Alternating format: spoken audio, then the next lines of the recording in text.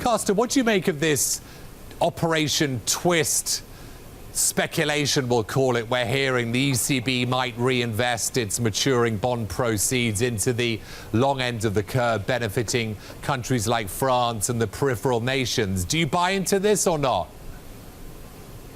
No, honestly, really, I don't buy into this story right now. It's completely premature. The ECB only announced that they anticipate an end to QE. It's also optional, and we know that there will be reinvestments afterwards. I think it's completely premature, and I also don't think that the ECB is really looking into this already right now.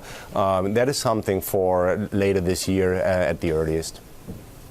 Where do you see the ECB when it comes to the first rate hike? Clearly, publicly, it's, not before the summer of next year. What about the divisions, if there are any, within the ECB? Some maybe would have wanted a rate hike a little sooner. How do you see the camps forming and their views being taken on by the whole? I think there is much more of a consensus right now than previously. I think with this announcement to stop QE, I think also the hawks have been satisfied, and I think the hawks can live much better with interest rates remaining on hold and by really only hiking interest rates in the fall of 2019 than markets might anticipate right now. So therefore, I don't think that there will be a big disagreement on this through the summer 2019. So first rate hike is really we will get at least one rate hike under Draghi's presidency, and he will have two options to do that. That will be the early September 2019 meeting or the late October 2019 meeting. It's either on one of these two meetings. Do you think it's important for Draghi to get the tightening process, the rate hiking process underway before he leaves?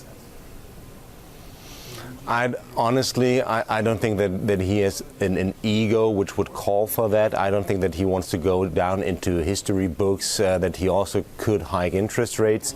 If the situation is the right one and we really have a continuation of the recovery, if we will really see also core inflation going up, moving close to 2%, then Draghi will hike interest rates before he leaves office. If the economic situation is a much worse situation, if we don't see this pickup in underlying inflationary pressure, I think he will have no problem at all to keep interest rates low or at their current level even for longer, and then handing over to his successor. Do you think his stance has been formed, Carsten, by the mistakes that the ECB's made in the past? Yesterday was the 10-year anniversary of that 2008 rate hike, which was unwound only a few months later. The ECB, as we know, made the same mistake in 2011. Draghi was on the Governing Council in 2008 and 2011. Do you think his viewpoint and his stance as president has been at all influenced by those two events?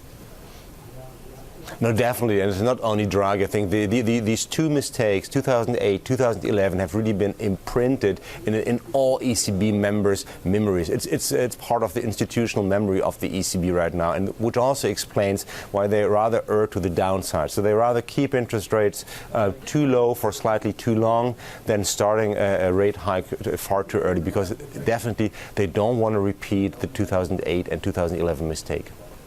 I mean, could we see the ECB tightening policy, Carsten, maybe while the Fed, if it's the back end of next year, is coming to the end or has ended its tightening policy? How unusual would that be? I think at least for a short, let's say, window of opportunity of 6 to 9 months, it would not be uncommon. Remember, we will probably then, if the U.S. was really to slow down, if the Fed was really to stop the tightening cycle, we would get another discussion on decoupling of the Eurozone from the U.S. Normally, this discussion lasts 6 to 9 months. This would be the window of opportunity in which the ECB could start hiking interest rates, provide at least a few hikes, and then we will all realize that the Eurozone could not decouple from the US, and then the ECB will also stop the hiking cycle. I think that's for sure that any normalization cycle of the ECB would stop much earlier and at a much lower rate level than the Fed cycle.